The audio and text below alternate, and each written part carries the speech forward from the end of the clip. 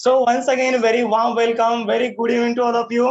तर या ठिकाणी राजांनो आपण 15 नंबरचा चॅप्टर स्टार्ट केलेला आहे, ज्याचं नाव आहे structure of the atoms and the nuclei. हा चॅप्टर सर्वात महत्वाचा चॅप्टर आहे, कारण की या चॅप्टर मध्ये जवळपास 4 ते 5 पॉइंट आहेत फक्त, आणि 5 पॉइंट वर तुम्हाला या ठिकाणी 6 मार्क्स भेटणार आहेत. म्हणजे as compared to the rotational dynamics, mechanical properties of the fluid आणि थर्मोडायनामिक्स, याचा समजा जर तुम्ही विचार केला तर हे चॅप्टर 7 मार्काला आहेत, मान्य आहे ही गोष्ट.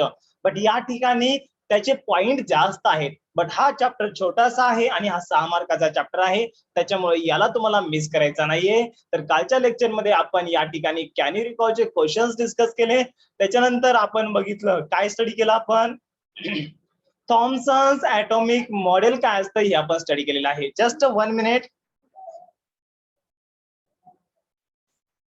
हा, तर बघा राजांना, एकदम तुम्हाला प्रॉपर लक्ष द्यायचंय. थॉमसन्स ॲटॉमिक मॉडेल आपण मागच्या लेक्चर मध्ये डिस्कस केलं, यालाच आपण म्हणलं प्लम पुडिंग मॉडेल. आता याचं म्हणणं काय होतं, थॉमसन बाबाचं सर्वांना माहित आहे. तर या ठिकाणी त्याचं म्हणणं काय होतं, an atom is a sphere. Atom हा काय आहे, स्पियर आहे, having the uniform positive charge. म्हणजे जसं टरबुजामध्ये हा लाल कलर असतो, तसाच ॲटम मध्ये म्हणजे स्पियर मध्ये जो पॉझिटिव्ह चार्ज आहे, जसा लाल कलर टरबुजामध्ये युनिफॉर्मली डिस्ट्रीब्यूट झालेला आहे, तसाच एखाद्या ॲटम मध्ये, स्पियर मध्ये पॉझिटिव्ह चार्ज हा युनिफॉर्मली डिस्ट्रीब्यूट झालेला आहे. आणि त्याच्यानंतर त्याचं म्हणणं काय होतं, in which electrons are embedded. म्हणजे या ठिकाणी जसं टरबुजामध्ये टरबुजाच्या बिया अशा ठेवलेल्या असतात, तसंच इलेक्ट्रॉन काय झालेले असतात, तर त्या स्पियर मध्ये, त्या ॲटम मध्ये एम्बेडेड म्हणजे असं ठेवलेले असतात, असं थॉमसन बाबाचं म्हणणं होतं. त्याच्यानंतर थॉमसन बाबाचा आपण सेकंड पॉइंट डिस्कस केला, कोणता होता राजांनो, yes, the total positive charge which is equal to total negative charge. म्हणजे एखाद्या ॲटम मध्ये जेवढा पॉझिटिव्ह चार्ज असतो, that is the positive charge which is equal to negative charge. आणि त्याच्याचमुळे आपण म्हणलं होतं hence atoms are electrically neutral. त्याच्यानंतर यांनी तिसरा पॉइंट काय सांगितलं होतं, काय बघा, as the whole solid sphere is uniformly positive charge. आता हा सर्वात महत्वाचा पॉइंट त्यांनी सांगितला होता, बट हा पॉइंट चुकीचा ठरलेला आहे. आता त्यांनी हा पॉइंट करेक्ट आहे. आता त्यांनी काय म्हणलं, या ठिकाणी पॉझिटिव्ह चार्ज हा युनिफॉर्मली डिस्ट्रीब्यूट झालेला आहे. जसं टरबुजामध्ये लाल रंग हा युनिफॉर्मली डिस्ट्रीब्यूट झालेला आहे, मग तसंच या ठिकाणी एखाद्या ॲटम मध्ये पॉझिटिव्ह चार्ज हा युनिफॉर्मली डिस्ट्रीब्यूट झालेला आहे. मग युनिफॉर्मली डिस्ट्रीब्यूट झालेला असल्यामुळं पॉझिटिव्ह चार्जला आपल्याला बाहेर काढता येत नाही. बट इलेक्ट्रॉन्स हे जसे टरबुजाच्या बिया असतात, जशा आपण टरबुजाच्या बिया काढू शकतो, तसेच आपण इलेक्ट्रॉन्स त्या पॉझिटिव्ह चार्ज मधून काढू शकतो, असं थॉमसन बाबाचं म्हणणं होतं, आणि ते करेक्ट आहे. आता त्याच्यानंतर चौथा पॉइंट यांनी काय सांगितलंय बघा, यांनी चौथा पॉइंट काय सांगितलंय, यस, चौथा पॉइंट नाहीये, 3च पॉइंट आहेत. आणि त्याच्यानंतर या मॉडेलला आपण काय म्हणतो, this model, that is the Thomson's atomic model, is also called as the plum pudding model. Yes, मला सांगा एकदा, तुम्हाला थॉमसन्स ॲटॉमिक मॉडेल समजलं का रे? एकदम चांगल्या पद्धतीने समजलं का, मला सांगा. म्हणजे नेमकं म्हणायचंय काय थॉमसनला, तुम्हाला कळलेलं आहे का? यस, मला माईक ऑन करून सांगायचंय.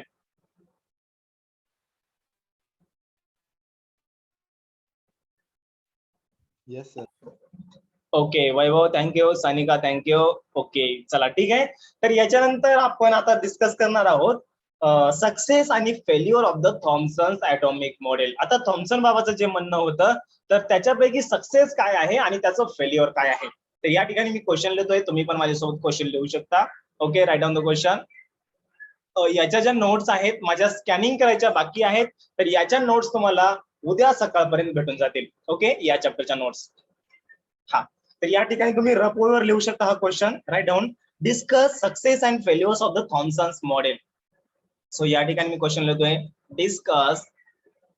Discuss success and failure, success and failure, failures of success and failures of Thomson's atomic model. Okay,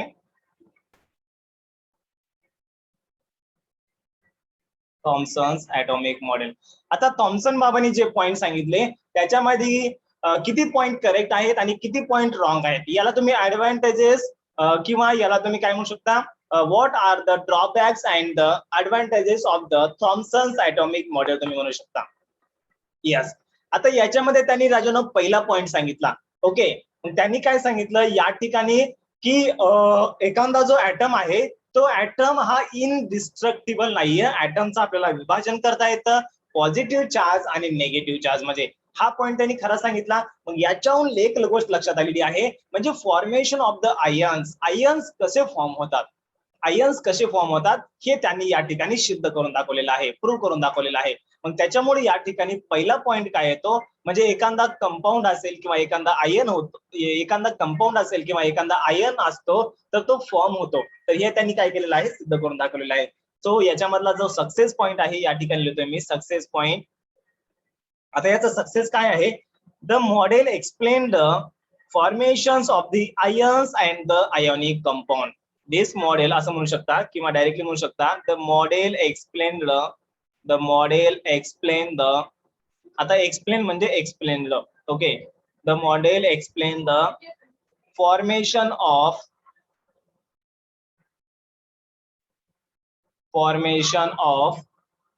ions and ionic compound. Formation of ions and ionic compound म्हणजे आयन्स कसे form होतात आणि ionic compound कसे form होतात तर हे model explain करू शकतं.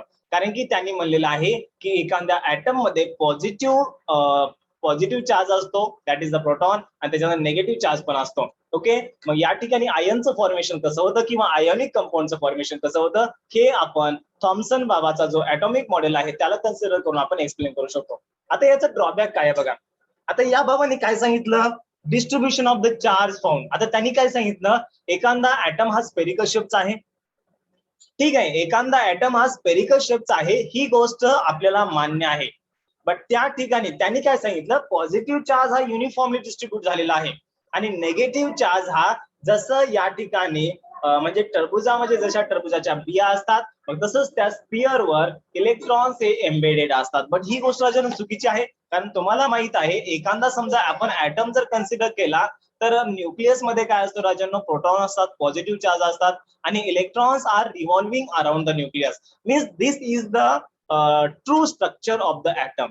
याला आपल्याला काय म्हणता येईल, हे ऍटमचं ट्रू स्ट्रक्चर आहे. इलेक्ट्रॉन हे एका ठिकाणी नाहीयेत, इलेक्ट्रॉन हे एम्बेडेड नाहीयेत, इलेक्ट्रॉन्स हे रिव्हॉल्व होतात. हे पुढे दुसऱ्या सायंटिस्टने सांगितलं, नील बोर नावाच्या सायंटिस्टने सांगितलं. म्हणजे जे थॉमसन बाबांनी सांगितलं होतं, थॉमसन बाबांनी काय सांगितलं होतं की पॉझिटिव्ह चार्ज हा युनिफॉर्मली डिस्ट्रीब्यूट झालेला आहे, बट हे चुकीचं ठरलेलं आहे. So this was the drawback of the Thomson's atomic model. कारण की आपल्याला माहित आहे राजांनो, यस पॉझिटिव्ह चार्ज कुठं आहे रे, कुठं आहे, न्यूक्लियस मध्ये आहे. ही गोष्ट आता आपल्याला माहित आहे कारण की नील बोर नावाच्या सायंटिस्टने ही गोष्ट आपल्याला सांगून दिलेली आहे. So this was the drawback of the Thomson's atomic model.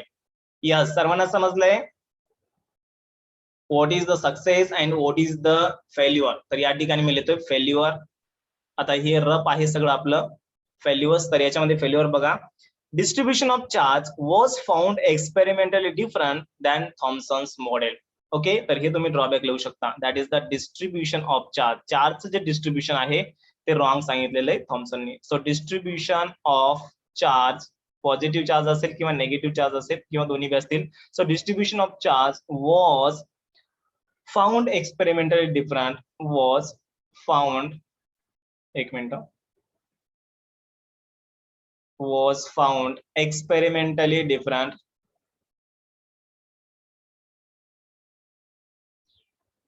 experimentally different than कुणापेक्षा, than Thomson's atomic model, than Thomson's atomic model. तर या थॉमसन्स ॲटॉमिक मॉडेल पेक्षा डिस्ट्रीब्युशन ऑफ द चार्ज हे डिफरंट पद्धतीने आपल्याला त्याचा शोध लागलेला आहे किंवा ते फाउंड झालेलं आहे आणि ही गोष्ट आपल्याला माहित आहे, मी तुम्हाला आता सांगितलेली आहे. आता याच्यामध्ये काही जास्त डोकं लावायची गरज नाहीये. याच्यानंतर आपण बघणार आहोत रुदरफोर्ड्स ॲटॉमिक मॉडेल. त्याच्यानंतर मर्सडन अँड मस्डन नावाचा एक सायंटिस्ट होता, त्यांनी एक एक्सपेरिमेंट केला, बट तो पार्ट डिलीट झालेला आहे. आणि तोच पार्ट म्हणजे त्याला आपण काय म्हणतो राजांनो, गोल्ड फॉइल एक्सपेरिमेंट म्हणतो, जे की तुम्ही 9th स्टँडर्ड मध्ये शिकलेलं आहे. ओके. आणि त्याचे काही ऑब्झर्वेशन घेऊन किंवा त्या एक्सपेरिमेंटला स्टडी करून तर रुदरफोर्ड नावाच्या सायंटिस्टनी याच्याविषयी थोडा अभ्यास केला. तर काय अभ्यास केला तो आपल्याला डिस्कस करायचा आहे. चला मला इथपर्यंत सांगा, इथपर्यंतचा पार्ट सर्वांना व्यवस्थितरित्या समजला का? यस. सानिका, रचना, सानिया आवाज नाही येत. Okay. Vaibhav, Sheetal, Cynthia. Yes sir. Okay. अरे यार तुम्ही खूपच कंजूशी करायला लागले. माईक ऑन करताय लगेच बंद करताय, माईक ऑन करताय लगेच बंद करताय. माझ्यापर्यंत आवाज बी येत नाहीये का? नेटवर्कचा इश्यू आहे? आवाज माझा आवाज एकदम व्यवस्थित येतोय सर्वांना? Yes sir. बघा बरं, असं जेवण जा. बघा रचनाने सगळ्यात जास्त आज मला वाटतं खिचडी खाल्लेली आहे. हा. याच्यानंतर पुढचा क्वेश्चन आपल्याला डिस्कस करायचा आहे. काय क्वेश्चन आहे? Explain the Rutherford's atomic model. Okay. तर रुदरफोर्डचं ॲटॉमिक मॉडेल एक्सप्लेन करण्याच्या पूर्वी मर्सडन नावाचा एक सायंटिस्ट होता. तर तुम्हाला या ठिकाणी मी काय करतो, ती पीडीएफ ओपन करून तुम्हाला दाखवतो, म्हणजे जेणेकरून तुमच्या लक्षात येईल की आपला पाठ कुठला चालू आहे. आता काही जण म्हणत असतील सर कुठलं गेलेत की काय शिकवालेत की? ओके, असं काही नाहीये, कारण की तुम्हाला नोट्स भेटलेले नाहीये. But don't worry about that, उद्यापर्यंत तुम्हाला नोट्स भेटतील. सो या ठिकाणी पीडीएफ कहां पर है? E books. Yes. Structure of the atoms and the nuclei. बघा या ठिकाणी कोणता सायंटिस्ट आहे? Got it. So this is the Marsden experiment. याला आपण गीजर अँड मर्सडन एक्सपेरिमेंट म्हणतो. सो हा जो एक्सपेरिमेंट आहे, हा एक्सपेरिमेंट त्या सायंटिस्टने परफॉर्म केला आणि त्याच्याहून त्यांनी काही कन्क्लुजन ड्रॉ केले. ओके. आणि त्याच्यानंतर हाच एक्सपेरिमेंट, सेम एक्सपेरिमेंट नंतर कुणी केला? रुदरफोर्ड नावाच्या सायंटिस्टनी परफॉर्म केला. तर याला आपण काय म्हणतो राजांनो? रुदरफोर्ड्स ॲटॉमिक मॉडेल म्हणतो. ओके. झूम करून दाखव, तुम्हाला असं लक्षात येत नाहीये? एक मिनिट यार, ये तो बहुत झूम हो गया यार. हा. आणि हा जो पार्ट आहे, दिस इज द गीगर, याला तुम्ही गीगर म्हणू शकता किंवा गीजर म्हणू शकता. गीजर किंवा गीगर मर्सडन एक्सपेरिमेंट हा जो पार्ट आहे 25% सिलेबस मध्ये डिलीट झालेला आहे. ओके. सो त्याच्यानंतर बघा, आता हा एक्सपेरिमेंट आपण स्टडी करणारच आहोत. याच्यापैकी आता तुम्हाला काय सांगू, तर चला ठीक आहे, आता हा एक्सपेरिमेंट आपण याची डायग्राम ड्रॉ करूया. तर रुदरफोर्ड्स ॲटॉमिक मॉडेल मध्ये पण सेम डायग्राम आहे, याच्यामध्ये काही नाही, पण तुम्हाला डायग्राम वगैरे काहीच ड्रॉ करायची नाहीये, तुम्हाला फक्त त्याचे कन्क्लुजन लिहायचे. ओके. आता त्याच्यापूर्वी आपण काय करूया, आता सर्वांचं म्हणणं असं होतं की या ठिकाणी बघा, सर्वात पहिल्यांदा आपण कुणाचं? डॉल्टनचं ॲटॉमिक मॉडेल स्टडी केलं. त्याच्यानंतर आपण कुणाचं स्टडी केलं रे? जे थॉम्सन या सायंटिस्टचं आपण ॲटॉमिक मॉडेल स्टडी केलं. आता त्याच्यानंतर या ठिकाणी काय झालेलं आहे? जे थॉम्सन या सायंटिस्टनी काय सांगितले रे? हाँ, या ठिकाणी जे थॉम्सन या सायंटिस्टनी काय सांगितलं? हाँ सर, उन्होंने क्या बताया है, जो पॉझिटिव्ह चार्ज है ये युनिफॉर्मली डिस्ट्रीब्यूट आहे आणि निगेटिव्ह चार्ज म्हणजे इलेक्ट्रॉन त्याच्यावर एम्बेडेड असतात, असं थॉम्सन बाबतचं म्हणणं होतं. म्हणजे याचा अर्थ काय होतोय की ॲटम मध्ये जवळपास पूर्णपणे जो पार्ट आहे तो भरीव आहे. बट या ठिकाणी गीगर अँड मर्सडन नावाच्या सायंटिस्टने एक एक्सपेरिमेंट केला आणि त्यांना असं आढळून आलं या ठिकाणी. आता बघा त्यांनी कन्क्लुजन काय काढलं ते आपण नंतर बघूया. सर्वात पहिले आपण काय करूया, गीगर अँड मर्सडन नावाच्या सायंटिस्टनी काय केलं याच्याविषयी आपण थोडी माहिती गोळा करूया. ओके. चला या ठिकाणी मी पेन चेंज करतो आणि हा पार्ट जरी डिलीट झालेला असला, बट याचं खूप महत्व आहे त्या एक्सपेरिमेंटचं, किंवा हा एक्सपेरिमेंट जर समजा तुम्हाला कळला तर तुम्हाला रुदरफोर्ड्स ॲटॉमिक मॉडेलचे कन्क्लुजन काय आहेत.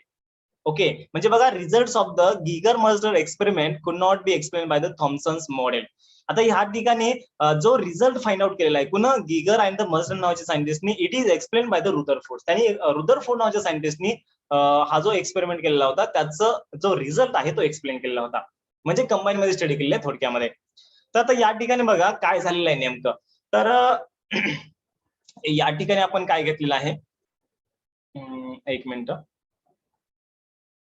एक आपण ॲटम घेऊया. ठीक आहे, या पद्धतीने आपण इथे एक ॲटम घेऊया. त्याच्यानंतर या ठिकाणी हा source of the alpha particle आहे. आता अल्फा पार्टिकलला इथून आपण इमिट करूया.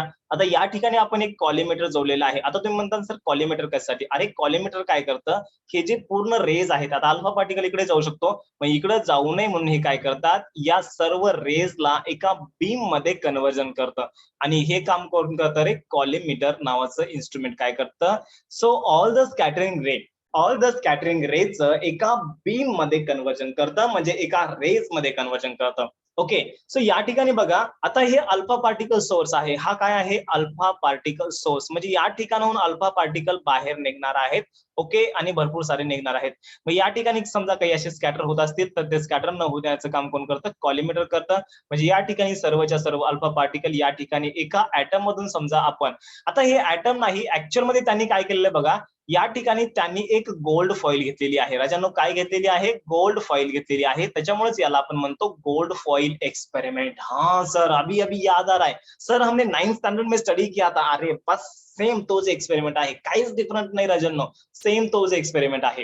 हा, आणि हा जो गोल्ड फॉइल आहे जवळपास 10 नॅनोमीटर किंवा या ठिकाणी तुम्ही म्हणू शकता जवळपास यस 0.1 इंटू 10 जवळपास -7 म्हणजे 10 नॅनोमीटरच्या आसपास आहे. किती किती आहे? 10 नॅनोमीटरच्या आसपास या गोल्ड फॉइलची थिकनेस आहे. म्हणजे हा खूपच स्मॉल आहे, खूप असा थिन आहे. ओके, म्हणजे या ठिकाणी गोल्ड फॉइल मधून समजा तुम्ही अल्फा रेज जर या ठिकाणी पास केले तर त्याला असं आढळून आलेलं आहे. कसं आढळून आलेलं आहे? असं आढळून आलेलं आहे. So this is the gold foil, आणि याची जी थिकनेस आहे जवळपास 10 नॅनोमीटर आहे. तर त्या गीगर अँड द मर्जर नावाच्या सायंटिस्टना असं आढळून आलेलं आहे की जवळपास पूर्णच्या पूर्ण जे रेज आहेत, मीन्स जेवढे रेज त्यांनी त्या गोल्ड फॉइलवर इन्सिडेंट केलेले आहेत, सगळेच्या सगळे जवळपास सगळेच रेज काय झालेले आहेत? या ठिकाणी पास झालेले आहेत, किंवा या ठिकाणी तुम्ही म्हणू शकता ट्रान्सफर झालेले आहेत, किंवा ट्रान्समिट झालेले आहेत. ट्रान्सफर पेक्षा काय करा? ट्रान्समिट लिहा. या ठिकाणी पेनिट्रेट झालेले आहेत किंवा ट्रान्समिट झालेले आहेत. म्हणजे याचा अर्थ राजांनो काय होतोय माहित आहे का रे? याचा अर्थ काय आहे राजांनो? एक मिनिट. याचा अर्थ असा आहे की ऍटम मध्ये बघा, आता हा गोल्ड फॉइलला विसरून जा. या ठिकाणी समजा आपण एक जर ऍटम कन्सिडर केला तर या ऍटम मधून अल्फा पार्टिकलचं काय व्हायलंय? ट्रान्समिशन व्हायलंय. म्हणजे याचा अर्थ एकच होतोय. बघा इकडे लक्ष द्या, माझ्या हाताकडे लक्ष द्या. याचा अर्थ एकच होतोय की ऍटम मध्ये जवळपास 99% जो पोर्शन आहे तो काय आहे? एम्प्टी आहे. ओ माय गॉड, म्हणजे सर्वात पहिल्यांदा हे ऑब्झर्वेशन बाहेर आलेलं आहे. मला सांगा, अल्फा पार्टिकल जर समजा या ठिकाणी रिफ्लेक्ट झाले असते, जर समजा अल्फा पार्टिकल रिफ्लेक्ट झाले असते, या ठिकाणी स्कॅटर झाले असते, इकडे आले असते, तर आपण म्हणलं असतं की नाही, या ठिकाणी अल्फा पार्टिकल मध्ये किंवा या ऍटम मध्ये काही ना काही मटेरियल आहे. अरे हा जो ऍटम आहे, इथून मला सांगा हे अल्फा पार्टिकल ट्रान्समिट झालेले आहेत, आणि सगळेच्या सगळे अल्फा पार्टिकल ट्रान्समिट झालेले आहेत. फक्त या ठिकाणी 0.14%, किती पर्सेंट या ठिकाणी तुम्हाला दाखवतो. यस बघा, या ठिकाणी 0.14% अल्फा पार्टिकल लेस दॅन 0.1 डिग्रीनं डिफ्लेक्ट झालेली आहेत. म्हणजे याचा अर्थ काय होतोय माहित आहे का? यस, याचा अर्थ काय होतोय? फक्त 14 अल्फा पार्टिकल. आता मी जास्त डीप मध्ये का जातोय? कारण की तुम्हाला हा कन्सेप्ट समजला पाहिजे. मला सांगा, अरे हा कन्सेप्टला आता एक गोल्ड फॉइलला काय केलं राजांना? मी एकदम झूम केलं, एकदम झूम झूम बराबर झूम. यस, गाणं आहे ना आपलं, बस तसं केलं. या ठिकाणी आता ही गोल्ड फॉइल एकदम झूम केलेलं आहे. मग याचा एक आपण ऍटम घेतला. मग या ठिकाणी जेवढे बी अल्फा पार्टिकल इथं पडलेले होते, सगळेच्या सगळे अल्फा पार्टिकल काय झाले तर राजांनो? स्कॅटर नाही झाले. सगळेच्या सगळे अल्फा पार्टिकल काय झालेले आहेत? या ठिकाणी ट्रान्समिट झालेले आहेत. आणि त्याच्यानंतर यापैकी 0.14% अल्फा पार्टिकल काय झालेले आहेत? 0.1 डिग्रीनं डिफ्लेक्ट झालेले आहेत. मग मला सांगा राजांनो, 0.1 डिग्री म्हणजे काय असतं? सर्वांना माहित आहे सर, हे 90 डिग्री आहे, हा 45 डिग्री आहे, हा 30 डिग्री आहे. 1 डिग्री म्हणजे हा 1 डिग्री आहे. म्हणजे 1 डिग्रीचे 10 भाग म्हणजे या लाईनला जवळपास पॅरलल, म्हणजे डिफ्लेक्शन नियर अबाउट झिरोच आहे. 0.1% डिफ्लेक्ट, आणि ते बी 0.14%. 0.14% याचा अर्थ होतो की 10,000 अल्फा पार्टिकल पैकी फक्त 14 पार्टिकल हे काय झालेले आहेत? 0.1 डिग्रीनं डिफ्लेक्ट झालेले आहेत. आणि 0.1 डिग्रीनं डिफ्लेक्ट म्हणजे याचा अर्थ काय होतो रे? बघा, त्यांनी म्हणले का 45 डिग्रीनं, 90 डिग्रीनं. 90 डिग्री म्हणजे या ठिकाणी बघा, आता रेड कलरचा मी पेन घेतोय. 90 डिग्री याचा अर्थ होतो, इकडून समजा पार्टिकल आला, तो इकडे गेला, 90 डिग्री झाला. 45 डिग्री याचा अर्थ होतो, तो इकडे गेलाय. ओके, आता 0.1 म्हणजे जवळपास या ठिकाणी या लाईनला जवळपास पॅरलल असतं.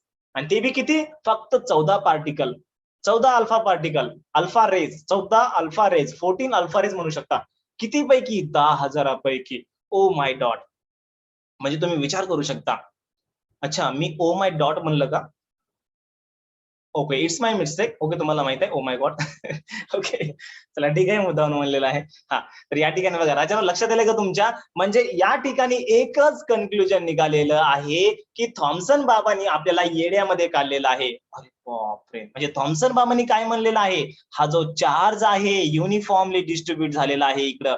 थॉम्सन बाबाचं एकच म्हणणं होतं की ऍटमचा स्पेरिकल शेप असतो. अरे मान्य आहे, ऍटमचा स्पेरिकल शेप असतो, बट या ठिकाणी काय झालेलं आहे माहित आहे का? ऍटमचा स्पेरिकल शेप आहे ते आम्हाला मान्य आहे, बट हा जो पॉझिटिव्ह चार्ज आहे तो त्या स्पिअरवर युनिफॉर्मली डिस्ट्रीब्यूट झालेला नाहीये आणि इलेक्ट्रॉन्स हे असे कुठंच इथं नाहीयेत. ही गोष्ट सिद्ध झालेली आहे. कारण की ऍटमचा मोस्ट ऑफ जो पोर्शन आहे तो एम्प्टी आहे, हे आता सिद्ध झालेलं आहे. आणि हे सिद्ध कोणी केलेलं आहे? रुदरफोर्ड नावाच्या सायंटिस्टने सिद्ध केलेलं आहे. Okay, so this is the first point of the Rutherford atomic model.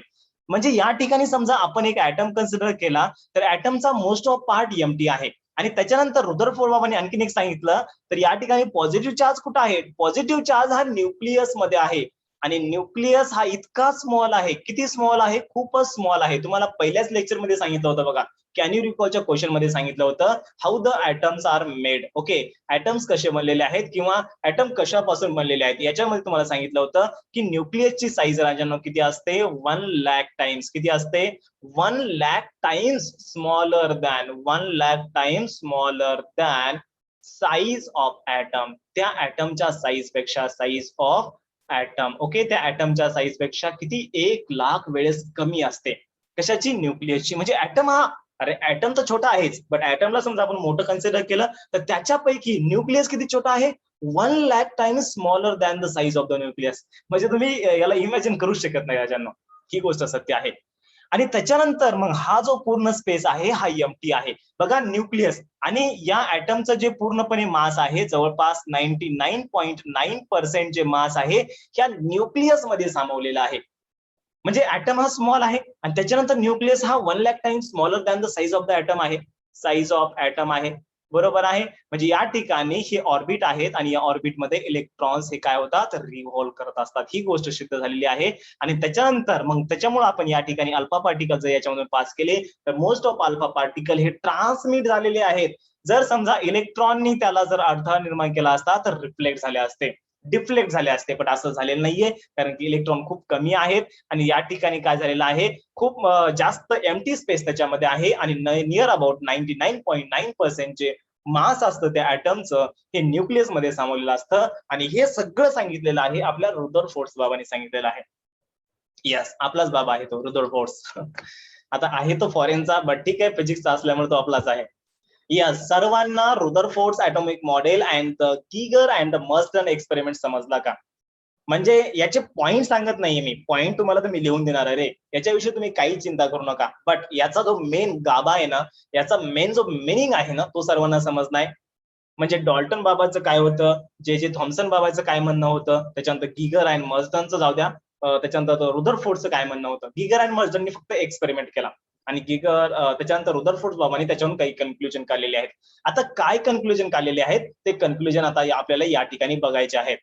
Yes, मला एकदा माईक ऑन करून सांगा सर्वांना समजलं का? आता आपण कन्क्लुजन बघणार आहोत.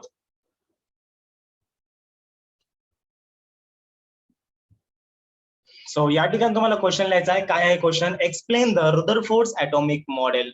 Explain the Rutherford atomic model.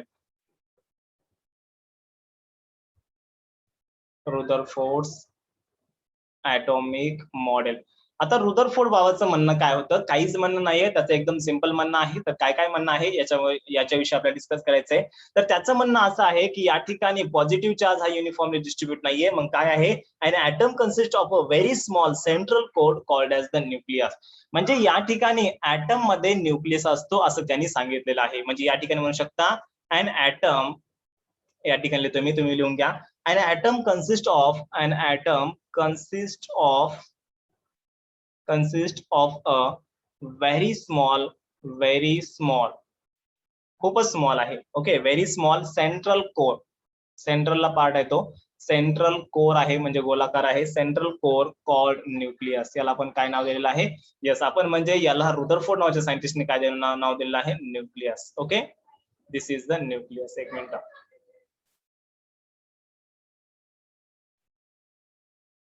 Yes. So हा झाला पहिला पॉईंट. अरे याचे पॉईंट म्हणजे माहिती आहे का तुम्हाला, रुदरफोर्ड ॲटॉमिक मॉडेलचे पॉईंट म्हणजे काय, एकदम इझी आहेत, घाबरायचं कारण नाही. मी जे आता तुम्हाला शुद्ध मराठी भाषेमध्ये सांगितलंय जस्ट त्याचेच काही कन्व्हर्जन आहे इंग्लिश भाषेमध्ये आणि एकदम इझी इझी पॉईंट आहे, तुम्हाला लक्षात येईल तेच पॉईंट लिहायचे. हा, त्याच्यानंतर सेकंड पॉईंट बघा, या ठिकाणी सेकंड पॉईंट काय येणार आहे, the nucleus carries all the positive charge. तर या ठिकाणी न्यूक्लियस मध्ये काय आहे, पूर्णपणे पॉझिटिव्ह चार्ज आहे. And most of the mass of the atom, म्हणजे त्या ऍटमचा मोस्ट ऑफ द मास म्हणजे किती, 99.9% मास कशामध्ये आहे, न्यूक्लियस मध्ये आहे. तर तुम्हाला सेकंड पॉईंट लिहायचा या ठिकाणी, the nucleus carries. Okay, the nucleus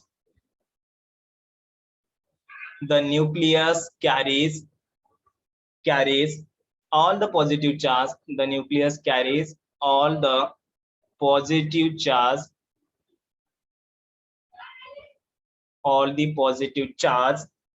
and most of the mass of the atom, and most of the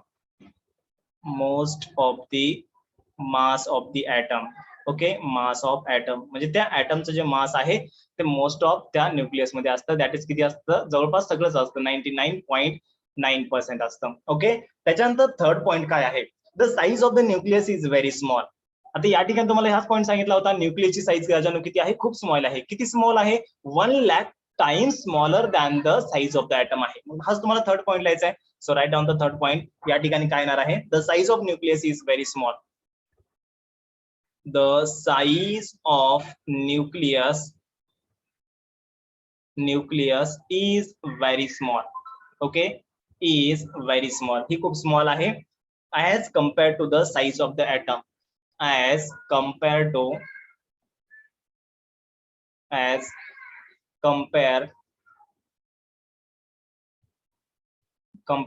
the size of atoms.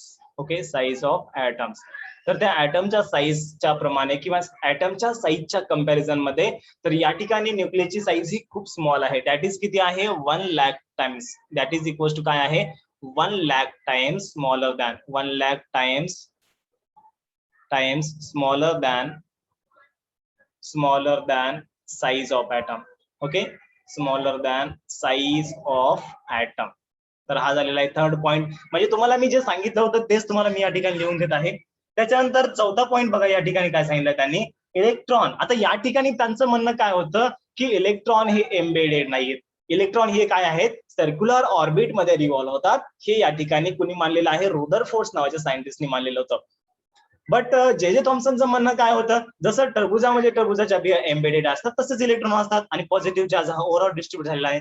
But तसं नाहीये, ऍक्च्युअल मध्ये न्यूक्लियस मध्ये पॉझिटिव्ह चार्ज असतो आणि near about all the mass of that atom is concentrated in the nucleus असतं, म्हणजे त्या nucleus मध्ये सामावलेलं असतं. आणि त्याच्यानंतर size of the nucleus is very small as compared to the size of atom. That is 1,00,000 times smaller than the size of the atom असतं. आता त्याच्यानंतर चौथा पॉईंट आपल्याला डिस्कस करायचा आहे, काय आहे, electron revolves around the nucleus in the circular orbit and without revolution it would fall in a nucleus, so the revolution is necessary. तर या ठिकाणी बघा, आता चौथा पॉईंट मी या ठिकाणी लिहून देतोय.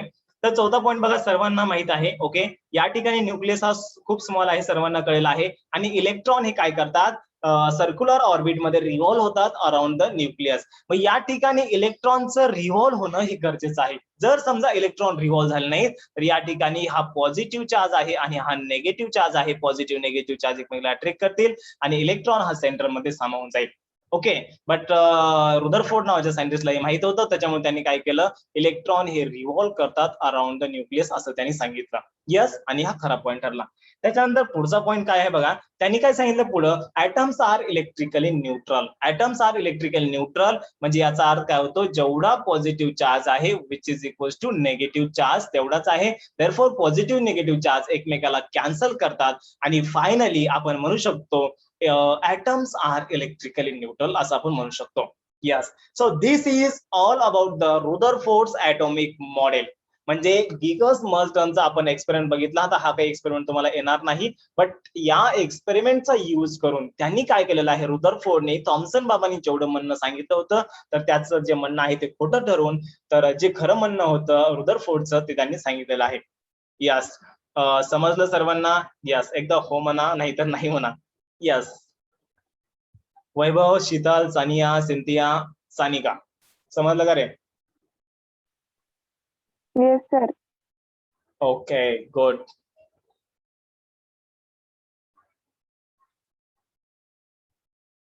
त्याच्यानंतर पुढचा पॉईंट बघायचा आहे.